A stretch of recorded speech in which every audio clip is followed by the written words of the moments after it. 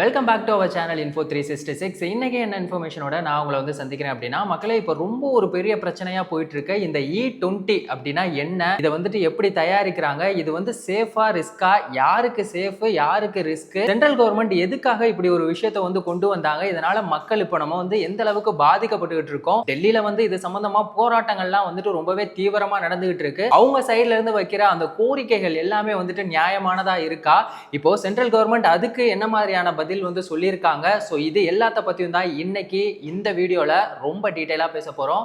So வீடியோவை skip பண்ணாமல் ஃபுல்லாக பாருங்கள். இந்த E20 அதாவது எத்தனால் 20, இதுக்கு முன்னாடி பார்த்தீங்கன்னா வந்துட்டு E10 அப்படிங்கிற ஒரு பெட்ரோலில் வந்துட்டு இந்த எத்தனால் வந்து 10% கலந்துகிட்டு இருக்கு அப்படிங்கிற ஒரு விஷயம் தான் வந்து இருந்துச்சு. இப்போ இந்த எத்தனால் 20% அப்படிங்கிறத எப்போ கொண்டு வந்தாங்க அப்படின்னா April 1 இருந்து தான் வந்து ஸ்டார்ட் பண்ணாங்க. எப்போ வந்து இதை ஸ்டார்ட் பண்ணாங்களோ அன்னையில இருந்தே பார்த்துட்டீங்கன்னா பைக் அப்படின்னாலே அதுல முக்கியமான ஒரு விஷயம் பார்த்தீங்கன்னா மைலேஜ் தான். அப்படிப்பட்ட அந்த மைலேஜ் அப்படிங்கிறது வந்து டோட்டலா வந்து அடியாயிருச்சு அப்படின்னு தான் வந்து சொல்லணும். E10ல வந்து 1-2 2% மைலேஜ் வந்து டவுன் ஆயிருந்தது. இப்போ எத்தனால் வந்ததுல இருந்து எவ்வளவு ஆயிருக்கு அப்படின்னு சொல்லி பார்த்தோம்னா 3-10% வரைக்கும் வந்துட்டு ரொம்பவே அதிகமா இருக்கு. இப்போ வந்து இந்த எத்தனால் இல்லாத ஒரு பியூரான பெட்ரோல் அப்படிங்கிறத வந்துட்டு நம்ம வந்து எங்கேயுமே வாங்க முடியாத ஒரு சுச்சுவேஷன்ல தான் இருக்கும். எக்ஸாம்பிளுக்கு இப்போ வந்துட்டு ஹிந்துஸ்தான் பெட்ரோலியமா இருக்கட்டும், இல்ல இந்தியன் ஆயிலா இருக்கட்டும், இந்த மாதிரியான பெரிய நிறுவனங்கள், அது மட்டும் இல்லாம இந்த நயாரா, ஷெல் அப்படின்னு சொல்லக்கூடிய எந்த பெட்ரோல் பங்குகளையுமே பார்த்துட்டீங்கன்னா இப்போ வந்துட்டு இந்த எத்தனால் E20% அந்த பெட்ரோல் கலந்த, அதோ பெட்ரோலோட கலந்த அந்த எத்தனால் அது மட்டும் தான் வந்துட்டு எல்லா இடத்துலயுமே வந்துட்டு இருக்கு. இப்போ இன்னொரு முக்கியமான ஒரு விஷயம், இப்போ பிரீமியம் பெட்ரோல் அப்படினாலும் கூட அங்கேயுமே பாத்தீங்கன்னா இந்த எத்தனால் கலந்த ஒரு விஷயம் தான் வந்து பெட்ரோல் வந்து கொடுத்துக்கிட்டு இருக்காங்க. சரி, ஓகே, அப்போ இப்போ இந்த எத்தனாலே இல்லாத 100% வந்து பெட்ரோல் மட்டுமே இருக்கிறத நம்ம வந்துட்டு வாங்கவே முடியாதா அப்படின்னா அது வாங்க முடியும். அப்படிங்கிறது எங்க கிடைக்கும் அப்படின்னு சொல்லி பாத்தீங்கன்னா இது வந்து சூப்பர் பிரீமியம், ஆனா இதோட காஸ்ட் அப்படிங்கிறது பாத்தீங்கன்னா 150 ரூபாய்க்கு மேலவே அதிகமா இருக்கும் அப்படிங்கிற மாதிரியான விஷயங்களையுமே வந்து சொல்லிட்டு இருக்காங்க. சரி, ஓகே, இந்த எத்தனால் இருக்குல்ல, இதை வந்துட்டு எப்படி தயாரிக்கிறாங்க அப்படின்னு சொல்லி தெரிஞ்சுக்கலாம். இந்த எத்தனால வந்து கரும்பு சாறு இருக்குல்ல, அதோட அந்த சர்க்கரை அதுல இருந்து எடுத்ததுக்கு அப்புறமா மீதம் இருக்க அந்த கருப்பு நிற பாகு இருக்கும். அது மட்டும் இல்லாம இந்த அழுகி போன சோளம், கோதுமை, இந்த கெட்டு போன உருளைக்கிழங்கு, இதுல இருந்து என்ன பண்றாங்கன்னா இதுதான் வந்துட்டு இதுக்கு இந்த எத்தனால் தயாரிக்கிறதுக்கு ஒரு மூலப்பொருளா இருக்கு. இது என்ன பண்ணுவாங்கன்னா ஒரு பெரிய தொட்டியில வந்து போட்டு வச்சிருவாங்க. இது கூட என்ன மிக்ஸ் பண்றாங்க அப்படின்னு சொல்லி பார்த்தோம்னா ஈஸ்ட வந்து மிக்ஸ் பண்றாங்க. இது வந்து ஒரு நுண்ணுயிரி. எதுக்காக இதை வந்து மிக்ஸ் பண்றாங்க அப்படின்னா இதை வந்து மிக்ஸ் பண்ணதுக்கு அப்புறமா அந்த பெரிய தொட்டியில மூடி வச்சிருவாங்க. அதுக்கப்புறமா என்ன ஆகும் அப்படின்னு சொல்லி பார்த்தோம்னா இந்த ஈஸ்ட் வந்து அந்த சர்க்கரை பாகு இருக்குல்ல, அது எல்லாத்தையுமே சாப்பிட்டு இதை வந்து என்னவா மாத்துது அப்படின்னு சொல்லி பார்த்தோம்னா ஆல்கஹாலா வந்து மாத்துது. இந்த ப்ராசஸ் நடக்கும்போது எவ்வளவு பெர்சன்டேஜ் வந்துட்டு இந்த எத்தனால் அப்படிங்கிறது கிடைக்குது அப்படின்னு சொல்லி பார்த்தோம்னா 10-15% தான் வந்து கிடைக்குது. இதுல பாத்தீங்கன்னா எத்தனாலும் இருக்கு, நீரும் இருக்கு. அதுக்கப்புறமா என்ன ஆகுது அப்படின்னு சொல்லி பார்த்தோம்னா இதை வந்து ஒரு பெரிய கொள்கலன்ல என்ன பண்றாங்கன்னா ஹீட் பண்றாங்க. அப்படி ஹீட் பண்ணும்போது ஆல்கஹால் வந்து பார்த்தோம்னா வந்துட்டு ரொம்பவே ஈஸியா வந்து என்ன ஆயிரும் அப்படின்னு சொல்லி பார்த்தோம்னா ஆவி ஆயிரும். அதை வந்து குளிர் வச்சு திரும்பவும் அதை வந்து என்னவாக்குறாங்க அப்படின்னு சொல்லி பார்த்தோம்னா வந்து தண்ணியா மாத்துறாங்க. இந்த ப்ராசஸ்ல பாத்தீங்கன்னா நமக்கு வந்து 95% வந்து எத்தனால் அப்படிங்கிற அந்த ஆல்கஹால் வந்து நமக்கு கிடைக்குது. இப்போ ஆல்கஹால் அப்படிங்கிறது 95% இருக்கு, 5% பாத்தீங்கன்னா என்ன இருக்கு, தண்ணீர் இருக்கு. அப்போ இந்த தண்ணீரை வந்துட்டு என்ன பண்றது அப்படிங்கிறதுக்காக என்ன பண்றாங்கன்னா மாலிகுலார் சீவ் அப்படின்னு சொல்லக்கூடிய ஒரு டெக்னிக்கல் மூலமா என்ன பண்றாங்கன்னா அடி வரைக்குமே கொஞ்சம் கூட ஒரு டிராப் கூட தண்ணி இல்லாம அது மொத்தமா உறிஞ்சி எடுத்து அதுக்கப்புறம் தான் நமக்கு என்ன கிடைக்குது அப்படின்னு சொல்லி பாத்தீங்கன்னா 99.9% எத்தனால் அப்படிங்கிற ஒரு விஷயம் கிடைக்குது. அதை தான் என்ன பண்றாங்கன்னா இந்த பெட்ரோல் பங்க் எல்லாத்துக்குமே வந்துட்டு அனுப்புறாங்க. சரி, ஓகே, நம்ம வந்து சோடி ஓட்டு பார்ப்போமா அப்படிங்கிற மாதிரி இந்த E10க்கும் E20க்கும் என்ன டிஃபரண்ட் அப்படிங்கறத வந்து தெரிஞ்சுக்கலாம். இந்த E10 அப்படிங்கிறதுல பாத்தீங்கன்னா இந்த பொல்யூஷன் அப்படிங்கிறது வந்து ரொம்பவே அதிகமா இருக்கு. இப்போ E20 கம்பேர் பண்ணும்போது என்ன ஆகும்னா E20ல இந்த பொல்யூஷன் அப்படிங்கிறது வந்து இருக்காது அப்படிங்கிற மாதிரியான விஷயங்களை வந்து சொல்லியிருக்காங்க. சோ இது வந்து ரொம்பவே நல்ல ஒரு விஷயமா தான் பார்க்கப்படுது. இன்னொரு முக்கியமான ஒரு விஷயம் இப்போ என்ன ஆயிருக்கு அப்படின்னு சொல்லி பாத்தீங்கன்னா இந்த E20 இது வந்து யாருக்கு சேஃப் யாருக்கு ரிஸ்க் அப்படிங்கறத வந்து தெரிஞ்சுக்கலாம்.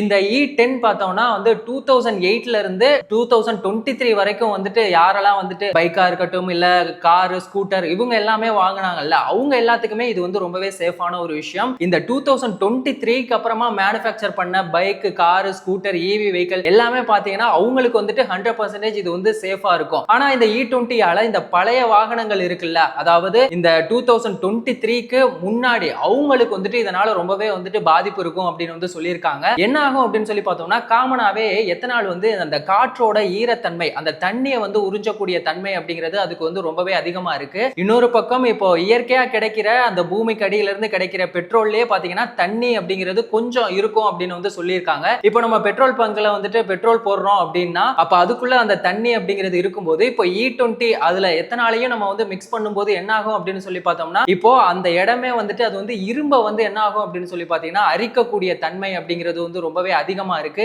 இன்ஜின் வந்து சீஸ் ஆகுறதுக்கான சான்சஸ் வந்து ரொம்பவே ஹையா இருக்கு அப்படிங்கிற மாதிரியான விஷயங்களுமே வந்து சொல்லியிருக்காங்க. சரி, ஓகே, இப்போ மத்திய அரசு எதுக்காக இந்த ஒரு விஷயத்தை கொண்டு வந்திருக்காங்க அப்படின்னா அவங்க சைட்ல இருந்து சொல்றது, இப்போ நம்ம இந்த பெட்ரோல் டீசல் இது எல்லாத்துக்குமே என்ன பண்ணிட்டு இருக்கோம், நமக்கு தேவையான ஒரு சோர்ஸா இருக்குது இந்த கச்சா எண்ணெய். இந்த கச்சா எண்ணெய் வந்துட்டு நம்ம என்ன பண்றோம், வெளிநாட்டுல இருந்து தான் வந்து அதிகமா இறக்குமதி பண்றோம். இதுக்கப்புறமா நம்ம வந்துட்டு கச்சா எண்ணெய் வந்து தேவைகள் வந்து இருக்கக்கூடாது, எத்தனாலே வந்துட்டு யூஸ் பண்ணலாம் அப்படின்னு சொல்லி தான் அவங்க வந்து இந்த ஒரு விஷயத்தை கொண்டு வந்திருக்காங்க. இந்த எத்தனால வந்து தயாரிக்கிறது அப்படிங்கிறது வந்து ரொம்ப கஷ்டமான ஒரு வேலையும் கிடையாது, அதோட காஸ்ட் அப்படிங்கிறதும் வந்து ரொம்பவே கம்மி. இதனால சென்ட்ரல் கவர்மெண்ட்டுக்கு பாத்தீங்கன்னா ரொம்பவே நல்ல ஒரு லாபம். ஆனா மக்களுக்கு ஏதாவது லாபம் இருக்கா அப்படின்னு சொல்லி பார்த்தோம்னா எந்த பயனும் இல்லை அப்படின்னு தான் வந்து சொல்லணும். ஏன்னா இங்க வந்து பெட்ரோலோட அளவு இதுக்கு முன்னாடி வந்து E10 எத்தனால் வந்து 10% வந்து யூஸ் பண்ணிட்டு இருந்தோம், பெட்ரோல் வந்து 90%. இப்போ பெட்ரோல் வந்து 80%, எத்தனால் பாத்தீங்கன்னா 20%. அப்போ பெட்ரோலோட அளவு அப்படிங்கிறது வந்து கம்மியா இருக்கு. ஆனா இந்த பெட்ரோலோட காஸ்ட் கம்மியா இருக்கா அப்படின்னு சொல்லி கேட்டோம்னா இல்ல, அது வந்து மக்களுக்கு ரொம்ப பெரிய வந்துட்டு லாஸ் அப்படின்னு தான் வந்து சொல்லணும். ஏன்னா எத்தனால் 10 இருக்கும் போதுமே பெட்ரோல் ரேட் என்ன இருந்துச்சோ அதே தான் இப்போ என்ன இருக்கு, எத்தனால் வந்து எத்தனால் 20% வந்து யூஸ் பண்ணும் போதும் அதுவே தான் வந்து கண்டினியூ ஆகுது. அது மட்டும் இல்லாம இந்த எத்தனால் 20% வந்து நம்ம யூஸ் பண்றதுனால என்ன ஆகுது அப்படின்னு சொல்லி பார்த்தோம்னா மைலேஜ் வந்து ரொம்பவே அடி ஆகுது அப்படின்னு வந்து சொல்லணும். இந்த பைக்கோட அந்த பிக்கப் அப்படிங்கிறது பார்த்தோம்னா ரொம்பவே வந்துட்டு கம்மியா இருக்கு. இந்த மாதிரி ஏகப்பட்ட நெகட்டிவான விஷயங்கள் தான் பாத்தீங்கன்னா இந்த E20 அப்படிங்கிற இந்த எத்தனால்ல வந்துட்டு இருக்கு. சோ இதனால தான் என்ன பண்ணிட்டு இருக்காங்கன்னா மக்கள் வந்துட்டு இதுக்கு எதிராக வந்துட்டு எல்லாருமே சொல்லிட்டு இருக்காங்க, இது வந்து தேவையே இல்லாத ஒரு விஷயம், முன்னாடி எப்படி இருந்துச்சோ அதையே வந்து கண்டினியூ பண்ணா நல்லா இருக்கும் அப்படிங்கிற மாதிரி சொல்லியிருக்காங்க. இப்போ 2023க்கு முன்னாடி உள்ள அந்த பழைய வாகனங்கள்ல எல்லாம் பாத்துட்டீங்கன்னா இந்த அதை சர்வீஸ் பண்றதுக்கான அந்த செலவு அப்படிங்கிறது வந்து ரொம்பவே அதிகமாயிருக்கு.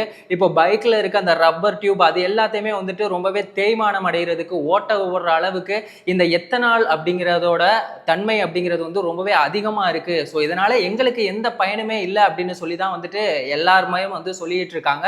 ஸோ இதுக்காக என்ன பண்ணிட்டு இருக்காங்கன்னா டெல்லியில வந்து இப்போ வந்து போராட்டம்லாம் வந்து பண்ணிட்டு இருக்காங்க. அவங்க சைட்ல இருந்து சொல்றது என்ன அப்படின்னு சொல்லி பார்த்தோம்னா ஹமாரி காடி ஹமாரி அதிகார், அதாவது எங்களோட வாகனம் எங்களோட உரிமை, அதை வந்துட்டு நீங்க வந்து முடிவு பண்ணக்கூடாது அப்படிங்கிற மாதிரியான விஷயங்களையுமே வந்து சொல்லியிருக்காங்க. இப்போ இந்த போராட்டத்துல சில கோரிக்கைகளை வந்து வச்சிருக்காங்க, அது வந்துட்டு நியாயமா இல்லையா அப்படிங்கிறத பார்ப்போம். அவங்க சைட்ல இருந்து சொல்றது என்ன அப்படின்னா எங்களுக்கு வந்துட்டு எத்தனாலே வேணாம், அப்படி இல்லைன்னா இந்த எத்தனால் 5% இல்ல எத்தனால் வந்து 10% அதுக்கு மேல எங்களுக்கு வேண்டாம் அப்படிங்கிற ஒரு கோரிக்கையை வந்து சொல்லியிருக்காங்க. இப்போ சென்ட்ரல் கவர்மெண்ட் இப்படி ஒரு விஷயத்தை நீங்க வந்து அறிமுகப்படுத்திருக்கீங்கல்ல, ஆனா இப்போ இந்த எத்தனாலால என்ன பயன் இருக்கு, இதனால என்ன மாதிரியான டிராபேக்ஸ் இருக்கு அப்படிங்கிறத மக்களுக்கு நீங்க வந்து வெளிப்படையா தெரியப்படுத்துங்க. அது இல்லாம நாங்க எல்லா டெஸ்ட்டுமே பண்ணி பார்த்துட்டோம், இதனால எந்த ஒரு பாதிப்புமே இல்ல, யாருக்குமே எந்த ஒரு ஆபத்துமே இல்ல அப்படின்னு சொல்றீங்க, ஆனா அதை வந்துட்டு வெளிப்படையா இதோடைய குறைகள் என்ன இருக்கு அப்படிங்கிறதையுமே சொல்லுங்க அப்படிங்கிற மாதிரியான விஷயங்களையுமே வந்து சொல்லியிருக்காங்க. சோ அவங்களுடைய கோரிக்கை அப்படிங்கிறது வந்து நியாயமா தான் இருக்கு. இன்னொரு பக்கம் இந்த பெட்ரோலோட விலையை வந்துட்டு கம்மி பண்ணுங்க அப்படிங்கிற மாதிரியான கோரிக்கைகளையுமே வந்து சொல்லியிருக்காங்க. சரி, ஓகே, இப்போ இதுக்கு சென்ட்ரல் கவர்மெண்ட் அவங்க சைட்ல இருந்து சொல்றது என்ன அப்படின்னா நாங்க வந்துட்டு ரொம்பவே ஸ்ட்ரிக்டா இருக்கோம், இந்த ஒரு விஷயத்தை வந்துட்டு நாங்க 2030க்குள்ள இதை வந்துட்டு கம்ப்ளீட்டா முடிக்க போறோம் அப்படின்னு வந்து சொல்லியிருக்காங்க. இந்த எத்தனால் 20% பாத்தீங்கன்னா இந்த 2023க்கு முன்னாடி உள்ள பழைய வாகனங்களுக்கெல்லாம் ரொம்பவே பாதிப்பு இருக்கு. இதுல சென்ட்ரல் கவர்மெண்ட் இப்ப என்ன சொல்றாங்க அப்படின்னா நாங்க இதுக்கப்புறமா எத்தனால் 25%, எத்தனால் 30% எல்லாத்தையுமே வந்துட்டு அடுத்த கட்டமா கொண்டு போறதுக்கான எல்லா வேலைகளையுமே வந்துட்டு செய்ய போறோம் அப்படிங்கிற மாதிரி அவங்க வந்து சொல்லியிருக்காங்க. சோ இவங்களுடைய நோக்கம் என்ன அப்படின்னு சொல்லி பார்த்தோம்னா அவங்களுக்கு என்ன லாபம் வருதோ அதை பத்தி மட்டும் தான் யோசிக்கிறாங்க. இதனால மக்கள் வந்துட்டு எந்த அளவுக்கு கஷ்டப்பட போறாங்க அப்படிங்கறத பத்திலாம் அவங்களுக்கு எந்த ஒரு கவலையுமே இல்லை அப்படிங்கிற மாதிரி தான் அவங்களுடைய செயல்பாடு அப்படிங்கிறது இருக்கு. ஆனா இந்த எத்தனால் 20%ஆல ஒரு நல்ல விஷயம் என்ன அப்படின்னு சொல்லி பார்த்தோம்னா விவசாயிகளுக்கு ரொம்பவே லாபம் அப்படின்னு தான் வந்து சொல்லணும். ஏன்னா இந்த எத்தனால எது மூலமா தயாரிக்கிறாங்க, இந்த கரும்பு சர்க்கரையோட அந்த சக்கையில இருந்து அது மூலமா தயாரிக்கிறாங்க. அதுக்கப்புறமா இந்த அழுகி போன சோளம் கோதுமை இதுல இருந்தெல்லாம் தயாரிக்கிறனால விவசாயிகளுக்கு இது வந்துட்டு ரொம்பவே லாபமா இருக்கும். அது மட்டும் இல்லாம இந்த பொல்யூஷனால எல்லாருமே வந்துட்டு காற்று மாசுபாடு ரொம்ப அதிகமா இருக்கு. ஸோ இந்த எத்தனால் 20% யூஸ் பண்ணும்போது இந்த பொல்யூஷன் அப்படிங்கிறது வந்து இருக்காது அப்படிங்கிற மாதிரியான விஷயங்களையுமே வந்து சொல்லியிருக்காங்க. ஸோ இது எல்லாமே நல்ல ஒரு விஷயம் தான். சரி, ஓகே, இப்போ இந்த எத்தனால வேற எங்கேயுமே யூஸ் பண்ணலையா இப்போ அப்படின்னு சொல்லி கேட்டோம்னா, பிரேசில்ல 20%க்கே வந்து இவ்வளோ பாதிப்பு இருக்கு. ஆனா பிரேசில்ல வந்து 100% வந்து எத்தனால் மட்டுமே தான் வந்து யூஸ் பண்றாங்க. சரி, அது எப்படி சாத்தியம் அப்படின்னு சொல்லி பார்த்தோம்னா, அவங்க என்ன பண்றாங்கன்னா அதுக்கு ஏத்தபடி இன்ஜினை வந்து அவங்க வந்து ஸ்பெஷலா டிசைன் பண்றாங்க. அந்த மாதிரி இவங்களுமே வந்துட்டு அதுக்கு ஏத்தபடி என்ன மாதிரியான இன்ஜின் வந்து கரெக்டா இருக்கும் அப்படிங்கிறத மாடிஃபை பண்ணி சேஞ்ச் பண்ணாங்க அப்படின்னா ரொம்பவே நல்லா இருக்கும். அப்படி இல்லைன்னா நீங்க வந்துட்டு பெட்ரோலோட விலையை கம்மி பண்ணீங்க அப்படின்னா மக்கள் யாருக்குமே எந்த ஒரு பாதிப்புமே வரப்போறது இல்லை. ஸோ அந்த மாதிரியான விஷயங்களை வந்துட்டு கவர்மெண்ட் மத்திய அரசு சைட்ல இருந்து எடுத்து வச்சாங்க அப்படின்னா ரொம்பவே நல்லா இருக்கும். இன்னொரு பக்கம் என்ன இருக்கு அப்படின்னு சொல்லி பாத்தீங்கன்னா, இப்போ இந்த E10 அதுல வந்துட்டு வடிவமைக்கிற அதுக்குள்ள இருக்க கார்கள் வந்துட்டு நிறையவே இருக்கு. ஸோ அவங்க வந்துட்டு திடீர்னு இந்த E20 இந்த எத்தனால் 20% வந்து யூஸ் பண்ணும்போது அவங்களுக்கு வந்துட்டு ஏகப்பட்ட பாதிப்புகள் இருக்கு அப்படிங்கிற மாதிரியான விஷயங்களுமே இருக்கு. ஸோ இது எல்லாத்தையுமே கன்சிடர் பண்ணி மத்திய அரசு வந்து ஒரு நல்ல ஒரு முடிவு எடுத்தாங்க அப்படின்னா மக்கள் எல்லாருக்குமே வந்துட்டு ரொம்பவே நல்லா இருக்கும். ஃபைனலா ஒரே ஒரு விஷயம் என்ன அப்படின்னா, ஒரு நாட்டோட வளர்ச்சி அப்படிங்கிறது வந்துட்டு மக்களோட வளர்ச்சி. அதாவது ஒரு விஷயம் கொண்டு வர்றாங்க அப்படின்னா அது வந்து மக்களுக்கு வந்து பெனிஃபிட்டா இருக்கணும். அதனால மக்கள் வந்து பயனடையணும். அப்படி இருந்தாதான் அதுக்கு பேர் வளர்ச்சியை தவிர, அப்படி இல்லாம நாடு மக்கள் எல்லாமே வந்துட்டு நாசமா போய் அவங்க எல்லாமே வந்து கஷ்டப்பட்டாங்க அப்படின்னா அது என்னைக்குமே வளர்ச்சி இல்லை. ஸோ அது வந்து வீழ்ச்சி தான். ஸோ இந்த எத்தனால் 20% வந்து நம்ம யூஸ் பண்றது வந்து ஆபத்து, இவ்வளோ விஷயங்கள் இருக்கு. ஸோ இதை பத்தி நீங்க என்ன நினைக்கிறீங்க? சென்ட்ரல் கவர்மெண்ட் வந்து இது மட்டும் இல்லாம 25% 30% எல்லாம் வந்துட்டு ஃபியூச்சர்ல கொண்டு வர போறதாவுமே சொல்லியிருக்காங்க. ஸோ இதை பத்தின உங்களோட ஒப்பீனியன் என்ன அப்படிங்கிறத மறக்காம கமெண்ட் செக்ஷன்ல சொல்லுங்க. இந்த ஒரு இன்ஃபர்மேஷன் உங்களுக்கு ரொம்ப யூஸ்ஃபுல்லா இருந்துச்சுன்னா உங்களோட ஃப்ரெண்ட்ஸுக்கு மறக்காம ஷேர் பண்ணுங்க. இந்த மாதிரி எந்த ஒரு இன்ஃபர்மேஷனா இருந்தாலும் அதை வந்துட்டு ரொம்ப ஈஸியா டீடைலா அதுவும் 10 நிமிஷத்துக்குள்ள தெரிஞ்சுக்கணும்னா நம்ம சேனலை மறக்காம சப்ஸ்கிரைப் பண்ணுங்க. வேறொரு வீடியோல வேறொரு இன்ஃபர்மேஷன்ல நம்ம திரும்பவும் சந்திக்கலாம்.